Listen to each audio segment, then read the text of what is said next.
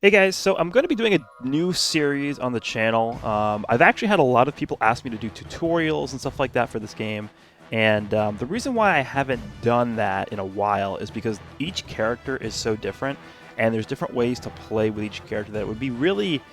I don't think it would be effective to do like a baseline, this is how you play the game sort of tutorial. So I think a better way to do this is whenever a new character comes out, I'll just make a video dedicated to the best ways to use those characters. And if you guys have noticed recently what Legends is trying to do, they're trying to make every character unique or have a unique quality in some way. For example, this Dragon Fist Goku. Obviously, his unique gauge makes him unique in a certain way, but it adds an extra layer to this character that no other character has. It gives him a lot of extra abilities. You have the lock-in with the blue card. You have the vanish gauge reduction with the main ability. So there's a lot of things that this guy's doing that makes him unique. Tapion obviously has the Hirudegarn death buff mechanic. You have Whis with the obscure mechanic. Like, there's a lot of different things that they're trying to do to make these characters stand out. UI Goku with the counter, stuff like that.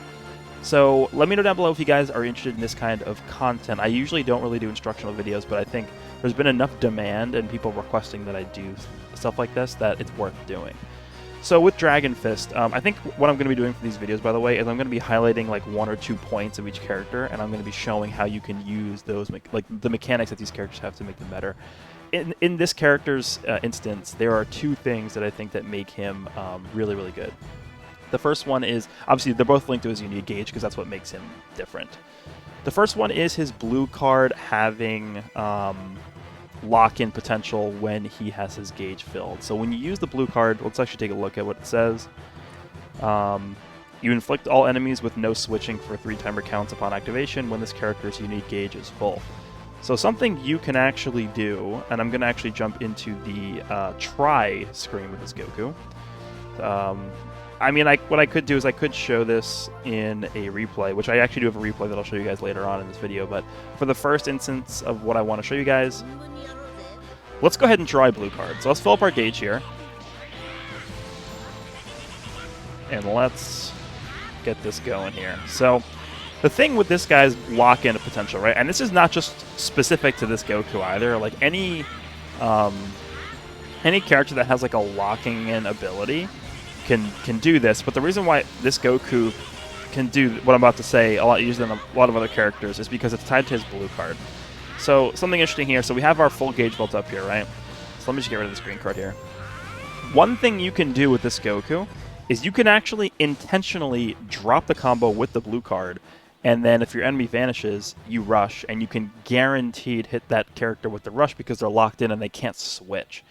Now, there's a risk here, right? So, for example, I'm going to show you guys what that means. So, if we're in a combo, we start a combo here. We do this. If I, like, overcharge here and then press this, obviously the combo drops, but he has a second to dodge that. And if he dodges that, he's going to be locked in with no vanish, and that's when you press your Rising Rush. So, let me actually pick up the rush here. See if I can just show you guys exactly what I'm talking about. I want to make sure that the situation is representative of a real in-game situation. Okay, there we go. There's the blue card. Perfect. Okay, so let's go ahead and do this again. All right, so we're going to drop the combo here. Press the blue card. So if he would have dodged there, all I would have done is press this, right?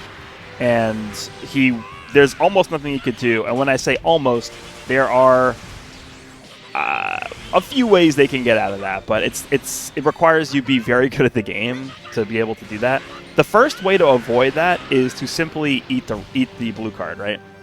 So if somebody knows that's what you're aiming for, they can opt to not vanish the blue card and eat it, but I mean that still ends up as a positive effect in your favor because you're hitting them with a raw blue card, which is going to ignore the combo compensation, but that's number 1. Number 2, they can dodge, and if they have a way to get their vanish back before you rush them, then you're going to miss your rush. And then number 3 is they can rush you first before you are able to rush. When you use your blue card and you miss your blue card and your enemy vanishes, they actually have a split second of priority where they can rush you. And the reason that they would do that is because they are predicting that you're going to rush. So they can actually destroy your rush if they rush first and your rush gets overridden by their rush. So those are the 2, I guess, big risk factors associated with that mechanic there. But I found that in 98% of matches that I've used that mechanic in, or that tactic in, the enemy just gets destroyed, right? And the reason why that's a good tactic to use as well is if, like, for example, you're fighting, I don't know, let's say you're fighting the androids, right? The best unit in the game easily right now. If you don't think your blue card is going to kill them, even with a lock-in effect on it, and you want to guaranteed get them out of the match, you drop the combo into the blue card, they dodge, you rush, and that's it. They lost. Now, obviously, you're rushing at guess, so it's not a guarantee, but, I mean, rushing the androids and actually, making sure that you get the rush off on them is very, very important. Okay, so that takes that takes care of point number 1. Point number 2 is going to be the fact that you can remove the enemy's vanishing gauge with his main ability, with the unique gauge full. And the reason why that's so important is because it allows you to drop combo into the ultimate. Now, I'm going to show you quickly, once again in the try mode, how this works. But the reason why this is so significant is because if you guys have used the androids or played against the androids a lot, Android 18's ability to remove enemies' vanishing gauge on her green card means that you can drop the combo and still continue the combo, even though the enemy, even though the combo is not continuous like it normally would be with every other unit in the game, right? Now, the reason why dropping a combo is important is because of 2 reasons. Number 1, it gives you another like half second of card draw speed to get your hand refilled back up, which actually does matter in the instance of like the androids or this Goku who have card draw speed built into their kits. And then number 2, it lets you reset the combo compensation, which I think is the most important thing. And if you guys don't know what that means, basically the longer you combo for, the less damage each consecutive card is going to be doing because of something called combo compensation. The reason why that's in the game is to prevent characters like, this Dragon Fist Goku or the androids or, the Zenkai Vegito Blue, for example, characters that are able to draw tons and tons of cards in succession to just continuously beat you down with no drawback whatsoever. So it's in place to counter units like that. And if you guys have noticed that if you do a really long combo, the cards that you start the combo with do a lot more damage than the cards that you end the combo with, and that's just because of the combo compensation rule in the game. So if you're able to drop the combo, and I'm going to run out of time here, but I'll just jump right back in. If you drop the combo, like for example, if you're doing a normal combo, right? And I do I'm comboing whatever, and I end up doing this, and I drop the combo here, like that resets the combo compensation because I started technically a new combo, right? It's not the same combo. So the thing with Dragon Fist is he's the only unit in the game that has the ability to actually drop the combo into a guaranteed ultimate. So his ultimate's going to be hitting the enemy with 0 compensation, holding its damage back at all. And don't forget, he's also type neutral on his ultimate with his gauge filled up. So even if you're going up against a purple character and you drop the combo into the ultimate, it's going to be type neutral. So let me go ahead and build up the gauge, and I'll demonstrate exactly what I'm talking about here so you guys can see this. So let's go ahead and build up the gauge here. Now, there's really 2 ways you can utilize the vanish gauge removal of this Goku. Number 1, you can do what I've been talking about, which is just to drop the combo into the ultimate and just pretty much guarantee kill anything in the game almost. And number 2, you can because remember, he gets an extra instance of card draw speed on his main ability. So he has double card draw speed for a certain amount of time once you pop his main.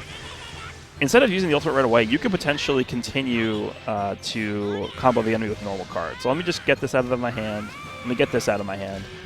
And we'll start this combo here. So we have our full gauge built up. We have our main ability available for us. Let's go ahead and get full key here, and then we'll start this combo here. So typically, you could just press the main ability in the middle of the combo and chain the ultimate in. But let's go ahead and drop the combo into the ultimate. So let's go ahead and start comboing. We're going to do a fairly long combo here with Goku. There's a green card. Let's go ahead and press this. Get our rush ready. All right, so let's see.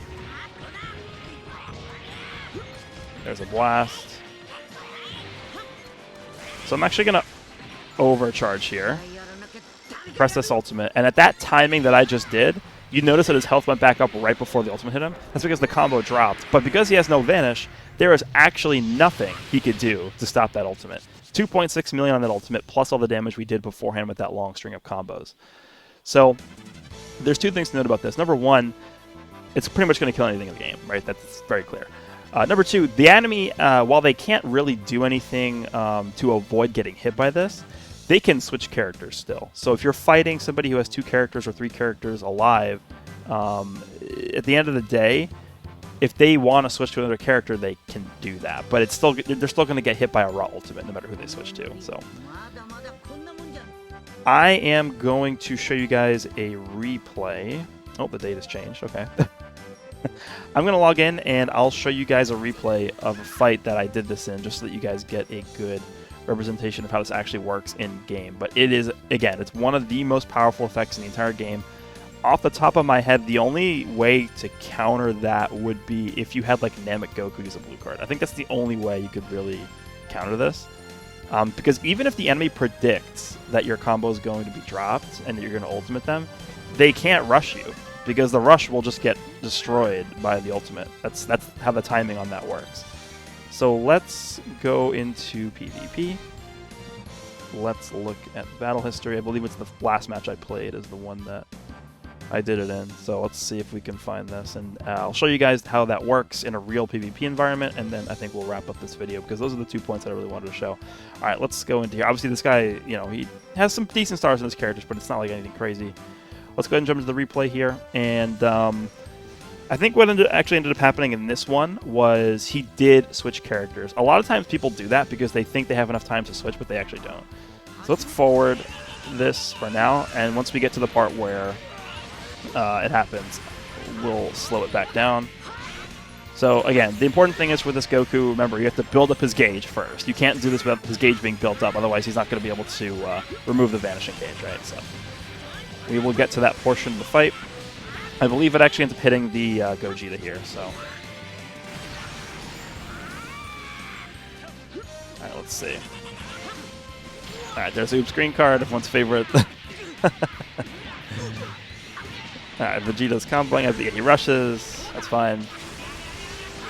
Alright, so once Goku gets his hands on a character here and you have your gauge built up, you can pretty much do this at any time that you want. So keep in mind, we also have death buffs from this yellow Goku dying too.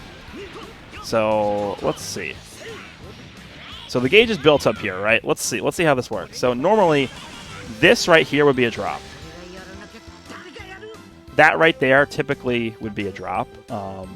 And so I wouldn't be able to normally continue this combo if the enemy had their vanishing gauge back, which at this point they don't, because I popped the main before they're able to do anything. So at this point I press the ultimate, and basically the opponent has two options. Does he want to give up Oob, or does he want to give up his Gogeta, right?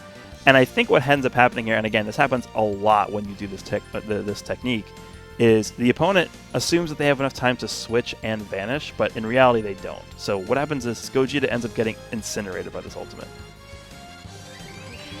So he switches to the Gogeta, again, doesn't have time to actually react to this, and then he just gets like just mollywopped by this ult. He hits for 3.7 million. There's nothing that can really survive that. So that's what makes that ultimate so absurd, and one of the main reasons why I felt the need to make this video is because that's such an important tech to use with this character that makes him so much better than what he normally is. But that's going to be it for this one. Again, let me know down below what you guys think of this style of video. I think I do want to do one of these for every new summonable character that releases, just because, again, if they continue with this trend of making like new and unique mechanics for each summonable character, it's going to be much more practical to do instructional videos on each character individually rather than just like one whole video as a sweeping thing across the whole game. So, hope you guys enjoyed, and I will see you all in the next one.